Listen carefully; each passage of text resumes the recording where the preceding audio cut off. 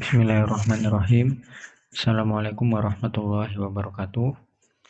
Alhamdulillahirrabbilalamin. Assalatu wassalamu ala asyrafil anbiya wa mursalin. Sayyidina wa maulana Muhammadin wa ala alihi wa sahbihi ajma'in amma ba'd. Subhanaka la ilma lana innaka ma'alamtana innaka antal alimul hakim. Kemudian kita akan lanjutkan kembali pembahasan tentang statistik ekonomi dan bisnis 1. Kita akan masuk ke materi tentang penyajian data kualitatif ya.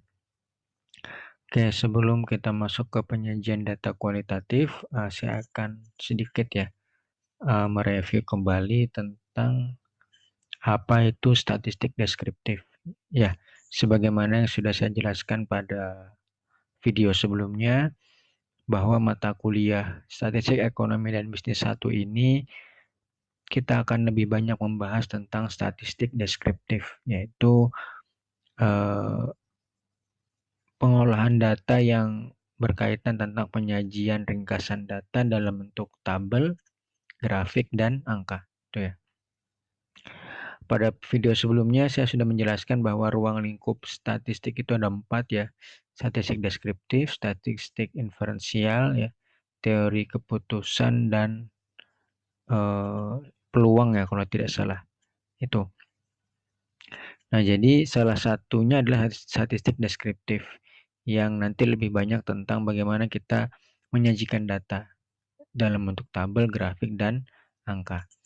Itu. Nah, sebelum kita masuk ke penyajian data kualitatif ya, saya ingin menambahkan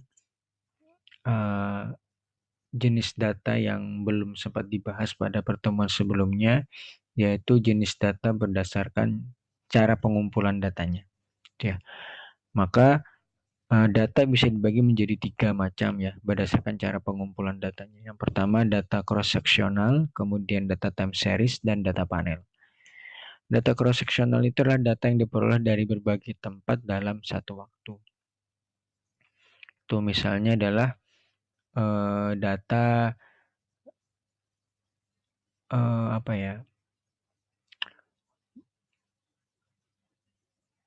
data pertumbuhan ekonomi ya. Nah, data pertumbuhan ekonomi di Indonesia, dan itu kemudian diambilnya di seluruh provinsi ya, di seluruh provinsi yang ada di Indonesia pada tahun 2021 misalnya, itu ya. Nah, itu adalah contoh data cross-sectional. Jadi dia diambil pada tahun 2021 namun dari berbagai provinsi ya, dari 33 provinsi. Maka disebut data cross-sectional atau data antar tempat. Selanjutnya ada data time series atau data runtut waktu. Maka data inilah data yang diperoleh dari waktu ke waktu, gitu ya. Misalnya pertumbuhan ekonomi di Kalimantan Timur dari tahun 2011 sampai 2020. Tuh, jadi dia hanya fokus di satu provinsi di Kalimantan Timur namun dilihat dari waktu ke waktu. Tuh, sedangkan data panel adalah data yang merupakan kombinasi dari cross-sectional dan time series. Artinya, kalau menggunakan contoh sebelumnya, contoh data panel adalah data pertumbuhan ekonomi Indonesia ya, yang diambil dari 33 provinsi dari tahun 2011 sampai 2020 gitu ya. Jadi selain dia diambil dari berbagai provinsi, tapi juga dia dilihat dari waktu ke waktu, dari 2011 sampai 2020. Nah, ini contoh jenis data panel ya, itu. Oke, saya pikir itu ya tambahannya terkait jenis data berdasarkan cara pengumpulan datanya. Nah, kemudian seperti yang sudah saya sampaikan pada video sebelumnya, pembagian data ya, pembagian jenis data berdasarkan skalanya, gitu ya, nominal, ordinal, interval, rasio. Kemudian ini bisa kita bisa kelompokkan menjadi 2 jenis data besar ya, yaitu data kategorikal atau data kualitatif dan data kuantitatif ya. Data kategorikal itu mencakup data nominal dan data ordinal, sedangkan data kuantitatif itu mencakup data interval dan rasio. Itu. Nah, ini contoh sudah pernah saya sampaikan pada video sebelumnya. Maka pada pembahasan berikutnya ya, penyajian data tentang statistik deskriptif gitu ya.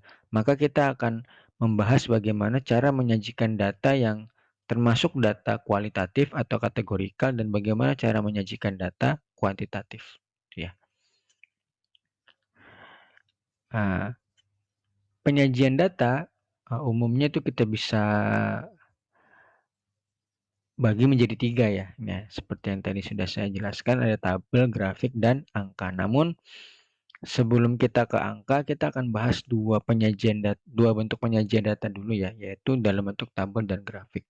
Karena akan nanti akan ada pembahasan khusus ya, itu dan memerlukan waktu yang mungkin lebih banyak itu. Dan nanti penyajian data dalam bentuk angka juga akan lebih spesifik nih data kuantitatif pada umumnya. Itu. Oke, jadi kita akan membahas bagaimana menyajikan data tabel, bagaimana cara kita menyajikan data dalam bentuk tabel dan grafik, gitu ya. Baik itu data kualitatif atau kategorikal dan data kuantitatif. Oke, di situ bisa kita lihat ya di slide bahwa penyajian data dalam bentuk tabel itu bisa berupa tabel distribusi frekuensi, bisa berupa tabel distribusi kumulatif. Sedangkan kalau grafik bisa menjadi grafik batang ya, atau diagram batang, bisa diagram lingkaran, bisa histogram, bisa OGIF gitu ya. Apakah semua diagram ini berlaku untuk data kualitatif maupun kuantitatif? Nah, ternyata tidak gitu ya. Jadi beda jenis data maka beda bentuk diagram yang bisa kita buat gitu ya. Sebenarnya bisa gitu ya kalau kita memaksakan, tapi pertimbangan bisa tidak bisanya itu adalah berkaitan dengan apakah diagram yang kita buat nanti itu bisa menjadi diagram yang informatif. Nah, itu lebih tepatnya karena pertimbangan itu gitu ya. Artinya apa? Suatu jenis data gitu ya, yang idealnya dia hanya bisa disajikan dalam bentuk diagram batang atau lingkaran, lalu dipaksa disajikan dalam bentuk histogram, jadi histogramnya, tapi apakah informatif? Tidak. Nah, itu jadi tidak semua bentuk data bisa disajikan dalam bentuk semua grafik ya, atau semua diagram. Kita perlu mengidentifikasinya sehingga kita bisa menyajikan data tersebut dengan tepat dan informasinya pun juga tersampaikan dengan lebih baik. Gitu ya. Nah, begitu pula tabel ya. Tabel untuk data kualitatif dan data kuantitatif juga meskipun intinya sama, namun prosesnya nanti juga akan berbeda langkah-langkahnya. Nah, oleh karena itu tidak bisa disamakan ya nanti bagaimana cara kita menyajikan data kualitatif dan bagaimana cara kita menyajikan data untuk yang data kuantitatif. Oke. Oke, selanjutnya kita akan langsung praktek ya. Maksudnya saya akan langsung menunjukkan caranya gitu ya agar nanti bisa difahami, dan pada kesempatan kali ini kita akan memulai dengan bagaimana cara menyajikan data kualitatif gitu ya.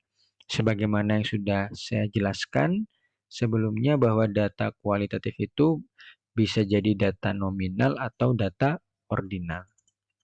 Oke, di sini saya sudah uh, menyediakan data ya, dan ini adalah data kualitatif, begitu. Lebih spesifik lagi ini data nominal, gitu ya. Jadi bisa kita lihat bahwa datanya bukan data berupa angka, tapi dia berupa kategori ya. Itu. Nah, ini adalah survei alat pembayaran yang sering digunakan selama pandemi. Tuh, ini datanya saya buat-buat saja sebagai contoh untuk latihan, gitu ya. Misalkan kita melakukan survei kepada 30 responden. Nah, dari 30 respon ini kita tanya gitu ya, alat pembayaran apa yang sering digunakan selama pandemi ini gitu ya. Maka jawabannya beragam ya, dari tunai, transfer mobile banking, transfer ATM, ada juga yang menggunakan e-money gitu ya. Ini dari responden 1 sampai 30.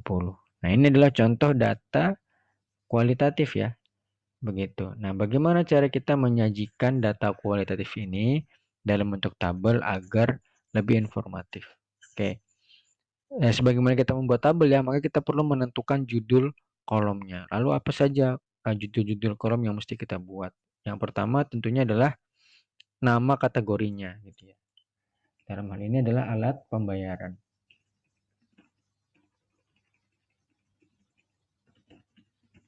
Alat pembayarannya ada apa saja? Ada tunai, kemudian ada transfer ATM, ada transfer mobile banking, ada e-money. Apakah ada yang lain ya? Nanti kalau seandainya masih ada kategori yang lain kita bisa tambahkan sambil berjalan ya. Ini karena saya yang buat sendiri maka saya tahu apa aja kategorinya. Tuh. Setelah apa saja kategorinya ya, maka kemudian berapa kali data itu muncul. Maksudnya dalam hal ini adalah ada berapa orang ya, ada berapa responden yang kemudian lebih sering menggunakan alat pembayaran berupa tunai. Ya, maka kita nanti bisa menghitungnya gitu ya. Dan ini kita tuliskan di tabel F ini ya. F ini artinya apa? Frekuensi. Oke, saya beri keterangan saja ya biar bisa difahami. Frekuensi adalah data ya, berapa kali data itu muncul ya untuk tunai. Nah, untuk menghitung berapa kali data itu muncul ya, kalau ini datanya 30, mungkin kita dengan mudah kita bisa menghitungnya satu persatu gitu ya. Nah, ini karena datanya kecil gitu. Jadi misalnya kita kalau mau manual ya kita bisa hitung dengan manual. Tunainya ada 1, 2, 3, 4, 5, 6. Ada 6 gitu ya. Nah, kemudian transfer ATM-nya 1, 2, 3, 4, 5, 6, 7. Ada 7. Oke, ini transfer mobile banking ya. Nah, lalu transfer mobile banking ada 1, 2, 3, 4, 5, 6, 7. Ada 7 juga. Nah, sebelum e-money ada transfer SMS banking ya ternyata. Nah, ini kita bisa tambahkan. Kita taruh di sini ya. Transfer SMS bankingnya ada 1, 2, 3, 4. Ada 4. Kemudian e-money-nya 1, 2, 3, 4,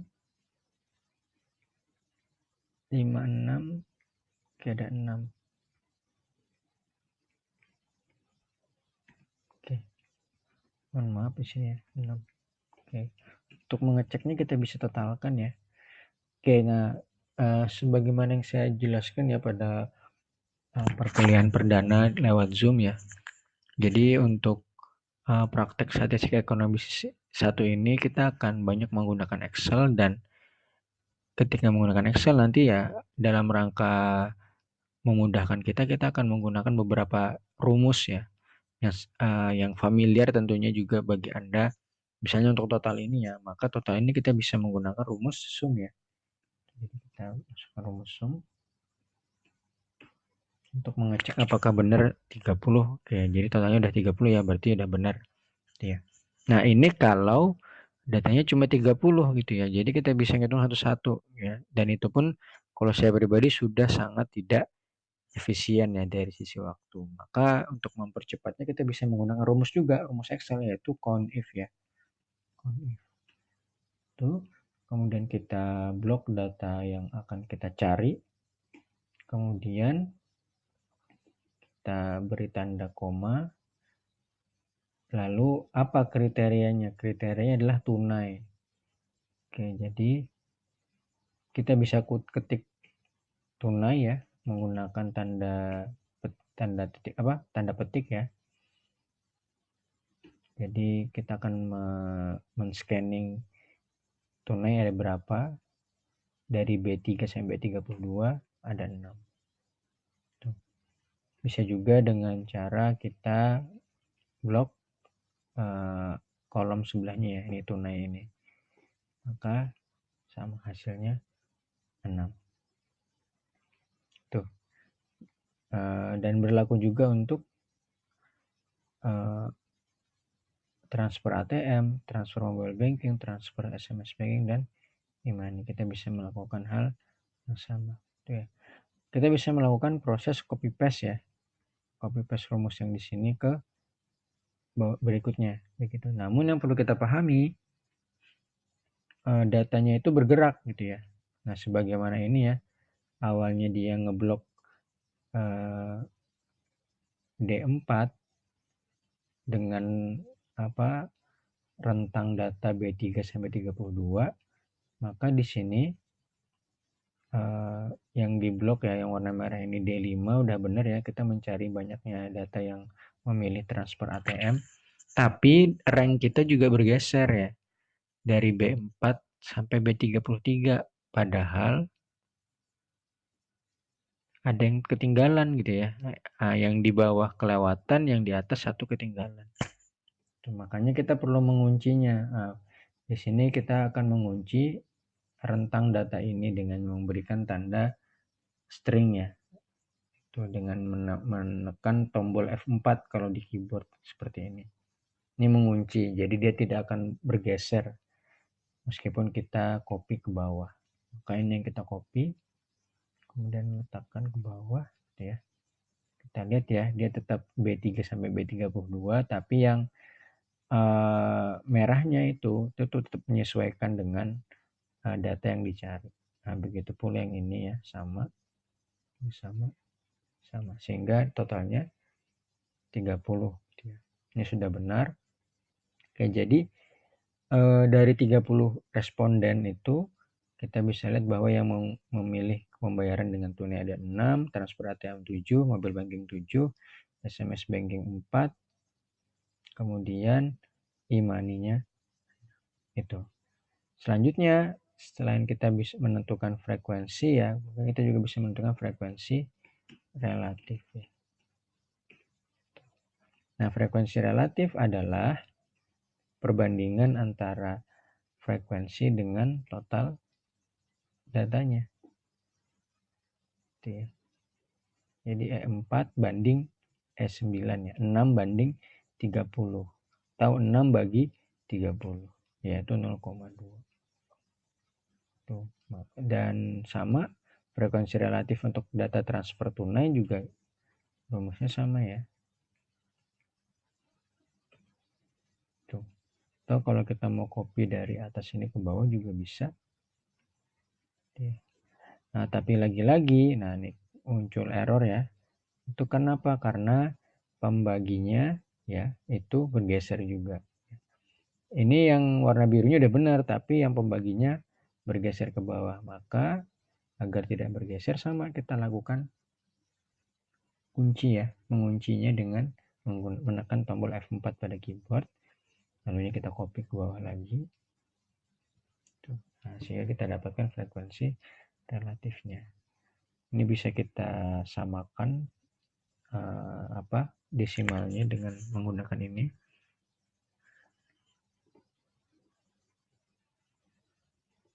Oke, kita ambil saja 2 angka di belakang koma ya.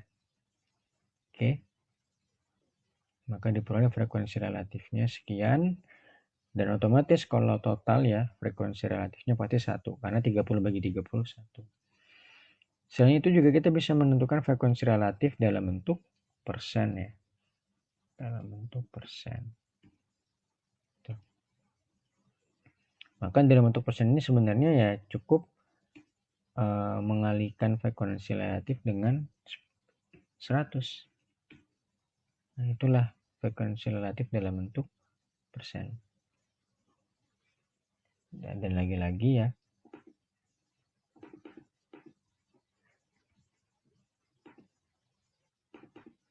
untuk mengeceknya kita bisa lihat bahwa untuk total ya, frekuensi relatifnya 1, frekuensi relatif dalam persennya 100%. Nah, ini. Nah, inilah tabel distribusi frekuensi untuk data kualitatif. Tuh. Nah, kalau masalah ini sebenarnya cukup untuk perapian saja ya. Tuh. Jadi dari 30 tadi ya, tunai 6 orang setara dengan 0,2 atau 20% dari 30 orang tadi. Transfer ATM-nya 23,33%, transfer mobile banking-nya 23,33% juga, SMS banking-nya 13,33%, dan e-money-nya 20% ya. Nah, inilah cara membuat tabel distribusi frekuensi untuk data kualitatif. Lalu bagaimana dengan diagramnya? Nah, untuk data kualitatif, maka diagram yang bisa kita gunakan adalah diagram batang atau diagram lingkaran. Gitu ya. Kita akan coba buat dua-duanya dari contoh ini. Kita blok datanya ya. Ini, kemudian kita klik insert pada Excel, kemudian pilih. Kita bisa klik recommended chart. Dia akan memunculkan chart yang direkomendasikan ya. Nah, di sini jelas ya dia merekomendasikan kalau nggak pakai bar chart ya, diagram batang yang seperti ini, yang horizontal atau yang vertikal, tapi ini sama-sama bar chart, atau menggunakan pie chart atau diagram lingkaran. Ya, kita akan coba yang mainstream dulu ya, yang umum adalah diagram batang yang berdiri tegak ya. Itu yang vertikal. Kita klik OK. Kita mendapatkan grafiknya.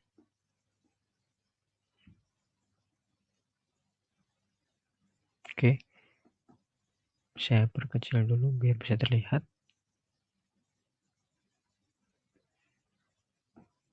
Oke, seperti ini. Nah, ini grafik atau diagram batang dari alat pembayaran ya.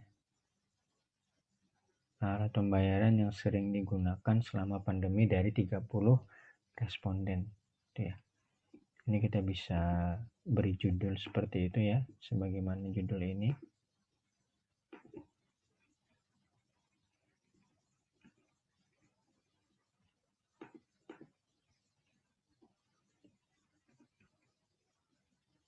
Tuh. Kemudian, nah ini kan grafik ini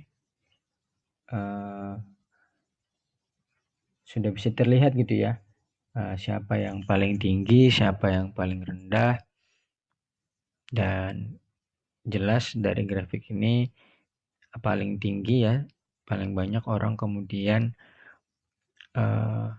selama pandemi alat pembayarannya menggunakan transfer gitu ya, baik itu transfer menggunakan lewat ATM atau lewat mobile banking gitu ya. Sedangkan yang paling rendah adalah transfer SMS banking gitu ya. Adapun tunai dan e-money itu sebanyak masing-masing 6 orang ya yang memilihnya. Nah, ini diagram batang dari data yang kita miliki ini. Tuh, dengan dari diagram batang ini kita bisa membandingkan gitu ya, bagaimana tunai dengan transfer ATM. Kita bisa melihat mana yang paling tinggi, mana yang paling rendah. Tuh, jadi kegunaan kapan kita menggunakan diagram batang ketika kita ingin membandingkan antara satu kategori dengan kategori yang lain. Nah, kita bisa menggunakan diagram batang. Nah, sekarang kita akan coba buat diagram lingkarannya. Langkah yang sama, insert, bisa recommended chart, kemudian pilih yang pie chart. Oke. Nah, ini grafiknya kita taruh di bawah.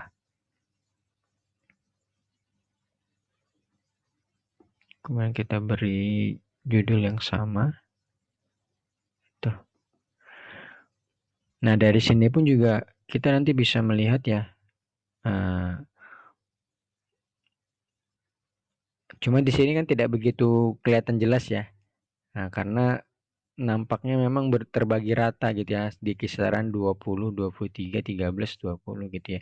Sehingga ketika disajikan dalam bentuk diagram lingkaran gitu ya, kita melihatnya merata gitu ya, merata. Jadi dari 30 responden itu ya semuanya tersebar merata.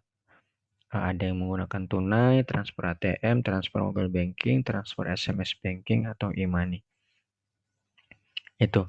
Dan memang sebenarnya penggunaan diagram lingkaran itu lebih tepat kalau kita ingin membandingkan satu kategori dari keseluruhannya. Ya. Nah, kita akan tepat menggunakan kalau ingin membandingkan satu bagian terhadap keseluruhan itu menggunakan pie chart ini. Gitu ya. Tapi kalau hanya untuk membandingkan antar kategori, kita lebih baik menggunakan diagram batang. Itu. Nah, tampilan ini mungkin akan lebih mudah dibaca ketika kita tambahkan legend ya. Legend itu seperti apa ya? Tambahan informasi. Nah, pada Excel ini kan di bagian ini ya, chart tools. Kalau kita klik grafiknya, dia akan muncul chart tools di bagian desain. Saya ada pilihan quick layout. Nah, kita bisa tambahkan angkanya ya, berapa persentasenya. Nah, seperti ini. Tuh. Nah, cuma ini lebih tepat kalau legend. Ya, ini legendnya ditaruh di bawah, bottom. Tuh. Kemudian dimunculkan berapa persentasenya. Nah, ini bisa terlihat ya. Tuh. Jadi kalau yang warna biru itu adalah biru tua ya, itu e-money, biru muda tunai sama 10%. Kemudian yang paling tinggi ya, paling besar itu transfer mobile banking dan transfer ATM ya, masing-masing 23. Kemudian terakhir paling kecil ya, paling sedikit, yaitu transfer SMS banking. Nah, seperti itu. Jadi untuk data kualitatif itu lebih tepat kalau kita menyajikan data tersebut ya. Untuk kalau berbicara ini ya, diagram ya, itu menggunakan diagram batang atau diagram lingkaran. Tinggal nanti keperluan kita apa. Apakah ingin membandingkan antar kategori atau kita ingin membandingkan satu bagian dari kategori itu terhadap keseluruhan. Maka kita menggunakan diagram lingkaran. Itu. Apakah bisa dibuat dengan histogram? Kalau histogram jelas tidak bisa ya. Apakah bisa dibuat dalam bentuk, histogram?